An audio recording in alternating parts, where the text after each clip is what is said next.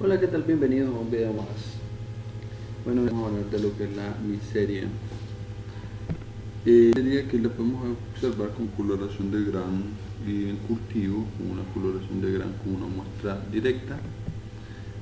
Bueno, dentro de su taxonomía se ha clasificado dentro del dominio bacteria, filobacteriobacteria, proteobacteria, clase beta proteobacteria, orden Neiseriades, familia Neiseriaceae del género Neisseria.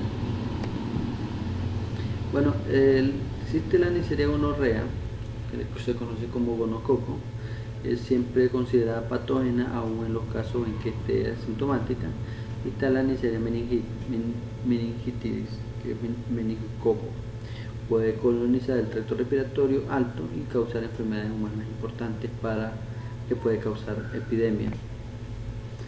Los aspectos fisiológicos es que presentan un requerimiento específico como vitaminas, aminoácidos y hierro. Cerca del 20% necesitan glutamina en el primer aislamiento. Son sensibles a ácido graso, más almidón, colesterol o albúmina. Son oxidasas, esto quiere decir que la producción de bajos niveles de ácido a partir de carbohidratos. Producen NH4 a partir de pectonas que neutralizan la producción de ácido a partir de los carbohidratos. Dentro de sus características es que son inmóviles, son aerobios o anaerobios facultativos, muy sensibles a condiciones ambientales adversas, no esporulados, son muy exigentes en los medios de cultivo. El más usado es el medio Thayer-Martin. La temperatura óptima del crecimiento es entre 35 y 37 grados. El pH óptimo de crecimiento es de 7.2 a 7.6. Ambas utilizan la glucosa, poseen metabolismo oxidativo, producen catalasa y citocromos oxidasa. Invaden exclusivamente la mucosa provista de epitelio columnar, a lo que se fija la estructura filamentoso fino. La Neisseria gonorrea. Bueno, la gonorrea es una enfermedad de transmisión sexual transmitida por la Neisseria gonorrea, que va a presentar un único huésped y es el hombre, una variabilidad antigénica y una resistencia a diferentes antibióticos. La incidencia mundial de gonorrea es aproximadamente 106 millones de casos de gonorrea que ocurren en el mundo cada año. La Organización Mundial de la Salud calcula que cada año padecen 62 millones de casos nuevos al año. Bueno, estos son datos epidemiológicos de lo que es el incremento tanto de las ETS, la situación mundial que hoy se vive, pero bueno, no quiero hacer mucho énfasis en eso. Dentro de la población de mayor riesgo de adquirir gonorrea, bueno, grupos en nivel socioeconómico bajo, población de color, personas sexualmente activas con múltiples parejas, homosexuales y trabajadores del sexo. Las bacterias proliferan en áreas corporales húmedas y cálidas, incluso en el conducto que transporta la orina fuera del cuerpo, en el caso de la uretra. En las mujeres las bacterias pueden encontrarse en el aparato reproductor, que incluye las trompas de falopio, el útero y el cuello uterino. Estas bacterias pueden incluso proliferar en los ojos. Es más exigente la meningitis para su proliferación. Dentro de la estructura antigénica presentan como antigénica la cápsula, fosfolípidos, proteínas, lipopolisacáridos, peptidoglicanos, membrana citoplasmática y citoplasma. La Neisseria gonorrea, en su estructura y factores de virulencia están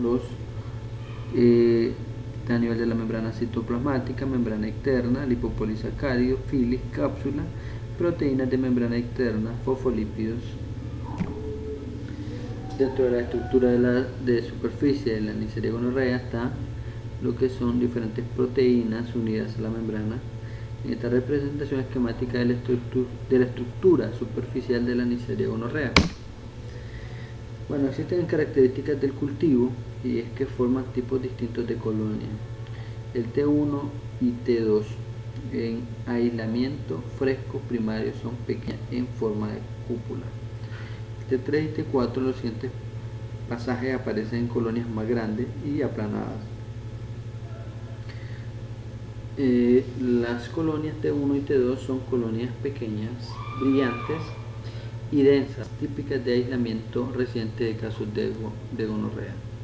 Las colonias grandes se les llama T3 y T4 y son más aplanadas, granulosas y sin brillo. La estructura antigénica de Neisseria gonorrea hay tres clases principales de antígenos. Está el antígeno de Filus, están los componentes proteicos de la membrana externa, están los lipopolisacáridos. La estructura antigénica en el caso de Filis es que favorecen la adhesión a las células epiteliales no ciliadas humanas y la resistencia a la fagocitosis a través de la membrana externa del gonococo, y están formados por subunidades proteicas que se repiten. Las variantes antigénicas de Filis originan más de 100 serovariedades. Tienen tres regiones, consta de constante, semivariable y muy variable. Aportan a la bacteria la resistencia a la destrucción por los neutrófilos. El Filis predomina en las colonias T1 y T2. De los microorganismos de las colonias T3 y T4 carecen de Filis. Las proteínas de membrana externa, bueno, son tres las proteínas que se encuentran en la membrana externa de la Neisseria gonorrea. Está la proteína por PI, está asociada con la proteína P3 y los lipopolisacáridos para la forma de poros en la superficie a través de los cuales penetran algunos nutrientes de la célula. Ayudan a la adhesión, es inmunogénica, estable, antigénica y sirve para serotipificar los gonococos.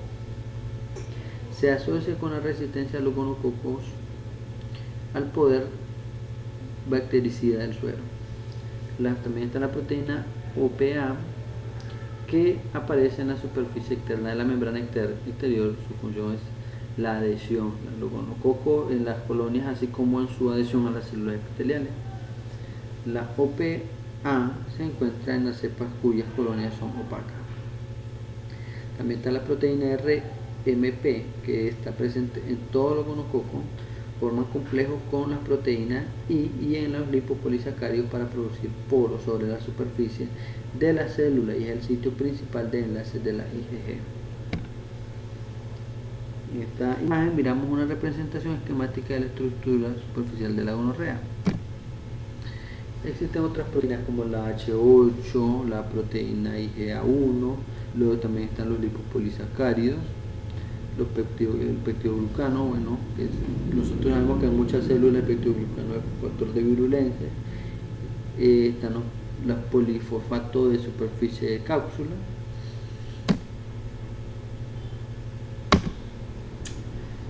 En esta imagen miramos el plegado de células huésped alrededor de los gonococos dentro de la patogenia gonorrea. Bueno, como todos sabemos, la transmisión de la gonorrea es por relaciones sexuales a nivel de vía vaginal, vía anal, vía oral, por contacto con líquidos infectados, por ropa húmeda de uso reciente, mayor eficiencia de transmisión de hombre a la mujer. En el hombre infectado transmite un 50-90% a sus contactos sexuales. Las mujeres infectadas transmiten del 20 al 50% a sus contactos sexuales. Se puede adquirir a partir de una pareja asintomática. Los pacientes con VIH tienen mayor posibilidad de contagiarse. Entre las manifestaciones clínicas, bueno, están las puertas de entrada, como en el caso de a nivel respiratorio, a nivel ocular, y la puerta de salida, como es a nivel del tracto genital. Existe por la sangre, que produce meningitis, a nivel de la diseminación, ya sea por el corazón, por una endocarditis, a nivel de la piel por una dermatitis, o a nivel de los huesos una artritis. Por contigüidad, bueno, ya sea por diferentes factores. En el caso de la significación clínica de la Neisseria gonorrea, bueno, la gonorrea no complicada del epitelio colunar, endocervical y uretral, una infección orofaringe y no rectal. Presenta conjuntivitis, infección pélvica, infección gonocócica diseminada, y la dermatitis, artritis, lesiones de piel.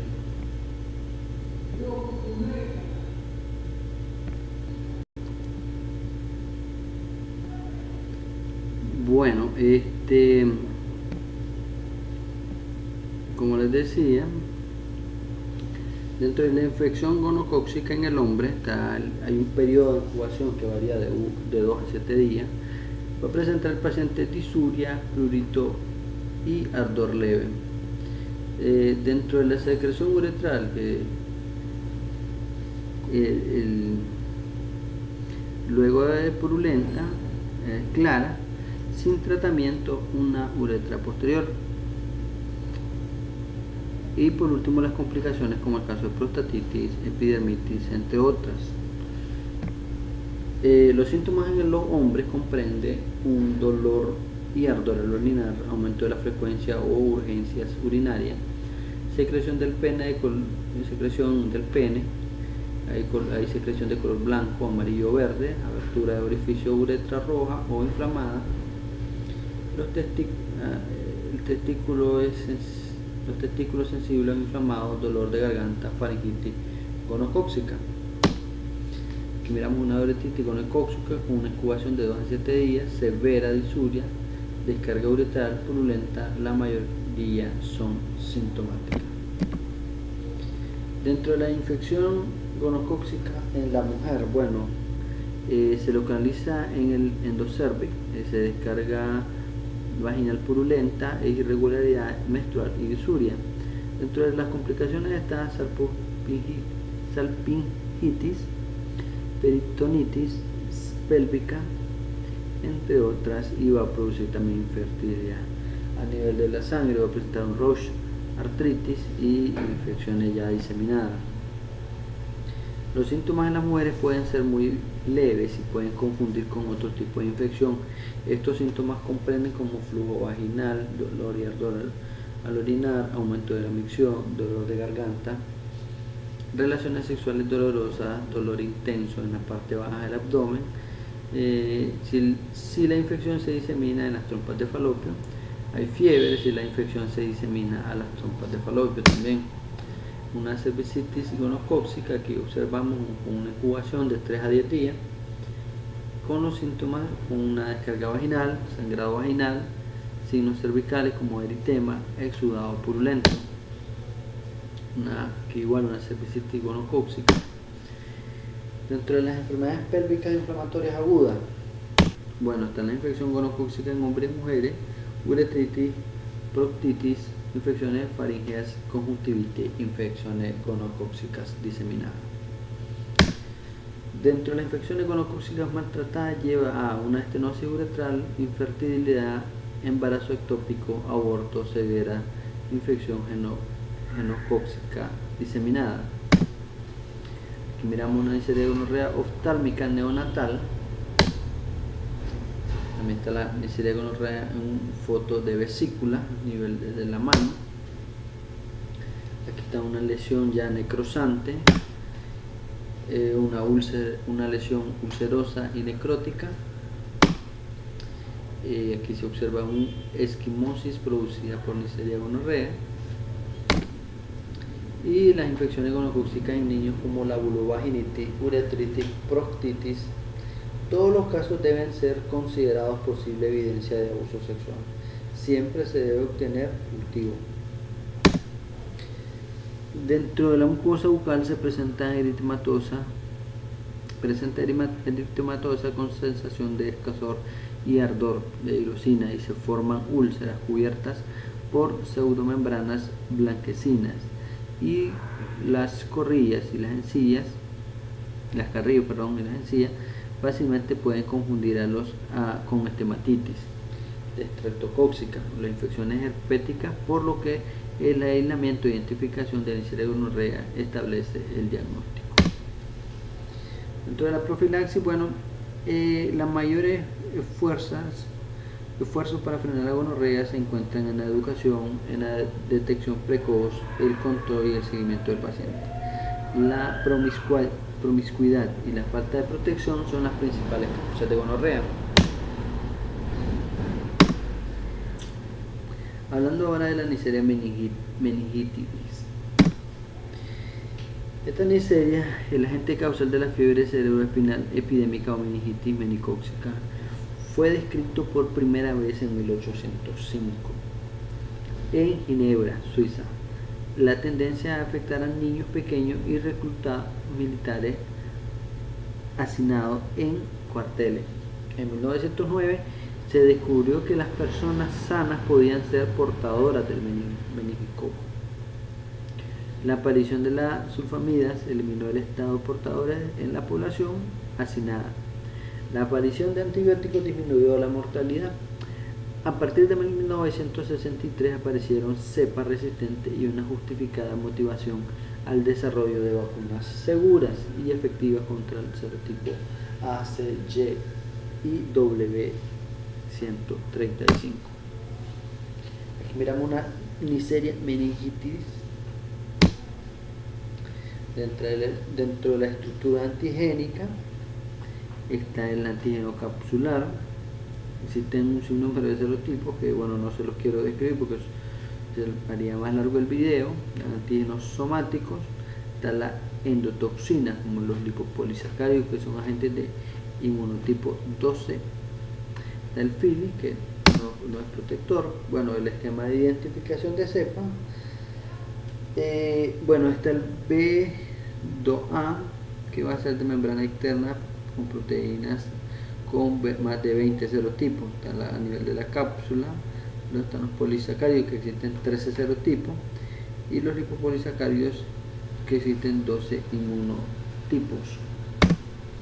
Los lipopolisacáridos 3, perdón.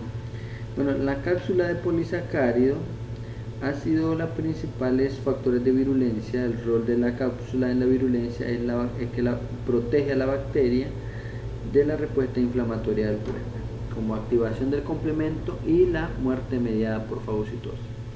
En especial puede el serogrupo B, la cápsula formada por ácido siálico, representa una doble ayuda, ya que estimula las moléculas de huésped en el cuerpo humano y no puede desarrollar anticuerpos protectores contra ella.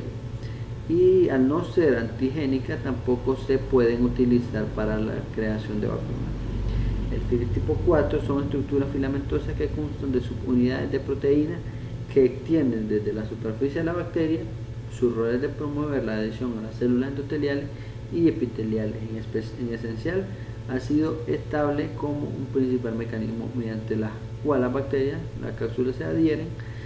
Las proteínas reguladoras del complemento, en el caso de la CD46, han sido recientemente reconocidas como el receptor del FILI en la Neisseria meningitidis. Existen componentes de la pared celular como los lipopolisacáridos, ácido teicoico, los fragmentos de peptidoglicano. Una de las interrogantes más grandes que existen es cómo la meningococo pueden evolucionar tan rápidamente y llevar a la muerte. La razón principal es la endotoxina que posee la Neisseria meningitidis. El mecanismo por el cual actúa esta endotoxina es similar al descrito por la mayoría de las bacterias gram negativas, destacando un cuadro de sepsis seguido de un shock tóxico que puede concluir con un fallo multiorgánico y la muerte. La gran incógnita es el por qué de estas bacterias son extremadamente tóxicos. Aún no se han dilucidado. El metabolismo del hierro es un gran desafío para las bacterias. Es obtener el hierro necesario para sobrevivencia a partir de las células del huésped. En la Neisseria meningitidis se han descrito mecanismos para obtener el hierro, que se encuentra unido a transferrina, el cual es muy eficiente y sienta la base de supervivencia en el estado de bacterias en la mucosa respiratoria y flujo sanguíneo. Entre los factores de virulencia, como el caso de la proteína de clase 5 OPA y las proteínas OPC, estas proteínas facilitan la interacción de las células epiteliales, los polimorfos nucleares y las células endoteliales. La proteasa IgA1 tiene el papel crucial en la colonización y la mucosa, y los últimos tiempos se han destacado una relevancia en la sobrevida intracelular. Bueno, aquí miramos los factores de virulencia en el caso de estas proteínas y el uso de lactoferrina y la proteasa IgA. Entonces, la patogénesis de Neisseria meningitis, la capacidad de colonizar nasofaringe, diseminación sistémica sin fagocitosis, una protección brindada por la cápsula y el efecto tóxico del LPS. Dentro de las manifestaciones clínicas, bueno, aquí podemos ver las puertas de entrada como a nivel bucal y las puertas de salida. Igual también presenta una diseminación. Dentro de la enfermedad está la meningitis, meningococcemia, está la conjuntivitis, y a nivel de lo que son las lesiones de la piel, colapso vascular, insuficiencia pulmonar y necrosis adrenal. La adhesión de meningitis a células nasofaringeas. Este proceso ocurre como la meningitis se adhiere a células nasofaringeas, es transportada a través del citoplasma hasta el espacio subcelular. Persiste la colonización en el epitelio nasofaringeo. Eventualmente la bacteria es erradicada del epitelio. El meningococo se adhiere entre ellos y las células de la mucosa nasofaringea formando microcolonias. La puerta de entrada de la célula, y es que el Filis tipo 4, en el caso del Filis capsulada, se une al receptor CD46. Envían señales de traducción, se reorganiza el citoesqueleto de actina, se forman proyecciones que rodean la bacteria, se internalizan las bacterias dentro de una vacuna. Esta etapa de infección de Neisseria meningitis, dentro de las etapas se dividen en 4. Está la invasión de Neisseria meningitis a la mucosa epitelial nasofaringea, es decir, presentan una adhesión a la bacteria a la membrana de las células epiteliales. Seguido pasan a través de las células que invaden los vasos sanguíneos. Después, una rápida multiplicación permite que la diseminación en el vaso sanguíneo. Y por último, luego de atravesar las barreras hematoencefálicas, producen invasión de las meninges. Aquí miramos una coagulación intravascular. Bueno, las infecciones de los vasos por Neisseria meningitis es un proceso de varios pasos: adhesión, multiplicación, salida, propagación, oclusión del vaso sanguíneo. Dentro de las manifestaciones clínicas están las que ingresan a vías aéreas superiores, establece nasofaringe en una semana, y a nivel diseminada hematógena hay lesiones metastásicas, ya sea a nivel de piel, meninges, articulaciones, ojos y pulmones. Existen dos formas principales de manifestaciones clínicas de la enfermedad. Está la meningitis meningocócica, meningococcemia o septicemia meningocócica. La primera es la forma más común que se presenta durante la epidemia y tiene un buen pronóstico si los casos se tratan adecuadamente. La segunda, en contraste, es menos frecuente pero altamente letal. Aún con un tratamiento se garantiza que por el hallazgo de los hemocultivos positivos de Neisseria meningitis con la respuesta inflamatoria del sistema exagerada asociada a endotoxemia. El último brote se provocó un gran impacto en el continente americano, se presentó en Uruguay en el 2001 y fue ocasionado por los serogrupos B y C. Bueno, los síntomas de meningitis meningocócica se caracterizan por un inicio súbito de cefalea, fiebre, rigidez de nuca, náuseas, vómito, fotofobia y alteraciones neurológicas que pueden incluir esputor, delirio, coma y convulsiones.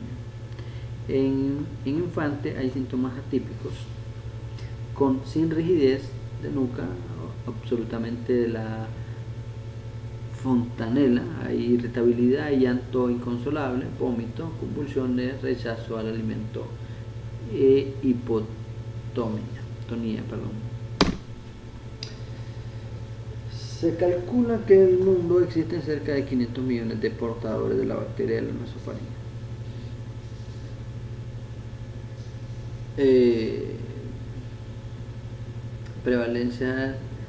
prevalencia de portación es de 5 a 40%, la prevalencia en el estado de portadores es variable y no se correlaciona con el riesgo de brote de epidemia.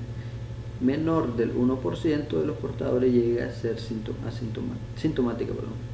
El mayor riesgo en menores de 2 años de edad, mayores tasas de portación en adolescentes y adultos jóvenes, estacional en invierno, en pequeña predominación en el sexo masculino.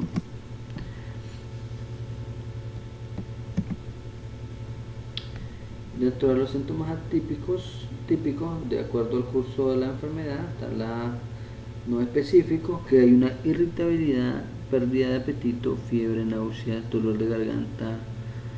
Y a nivel característico, ya estamos hablando de 8 horas a 12 horas, que puede haber rash, puede haber hemorragia, rigidez en el cuello y fotofobia.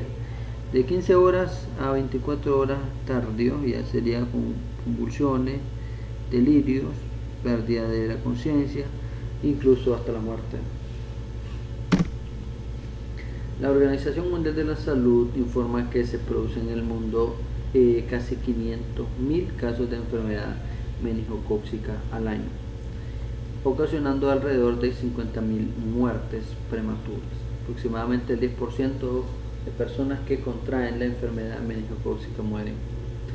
Existen diferencias en la tasa de letabilidad y la secuela entre los distintos serogrupos.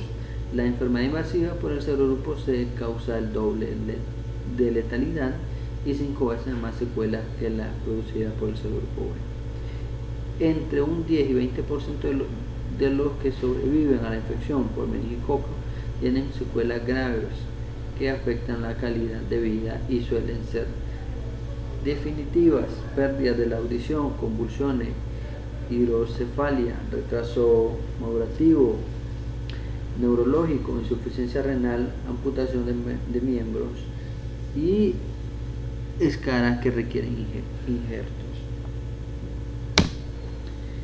A nivel epidemiológico, los grupos de edad, existe un grupo de edad más afectado que depende del serogrupo. El serogrupo A afecta a niños menores de 5 años. El serogrupo B, cualquier edad más frecuente en lactante. Serogrupo C, adolescentes y adultos jóvenes. Serogrupo W, 135 a cualquier edad. Aquí observamos una meningococcemia, una petequias en paladar y conjuntiva y párpados.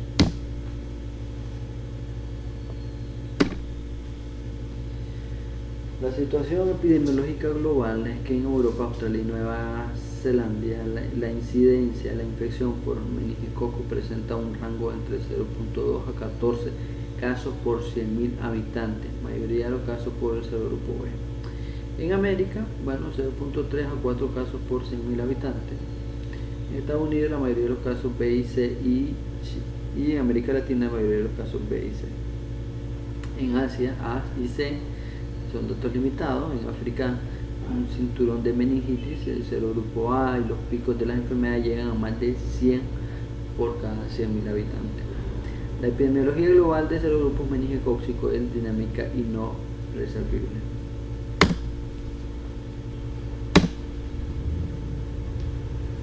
Estos son datos epidemiológicos, así que no quiero hacer mucho énfasis.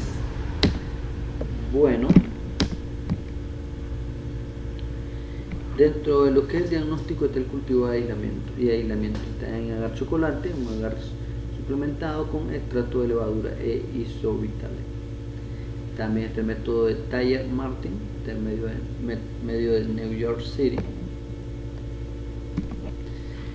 El MTM, agar chocolate más, está la vancomicina, colistin, nistatina, lactotato de trimetroprima, isobitamelec o factor.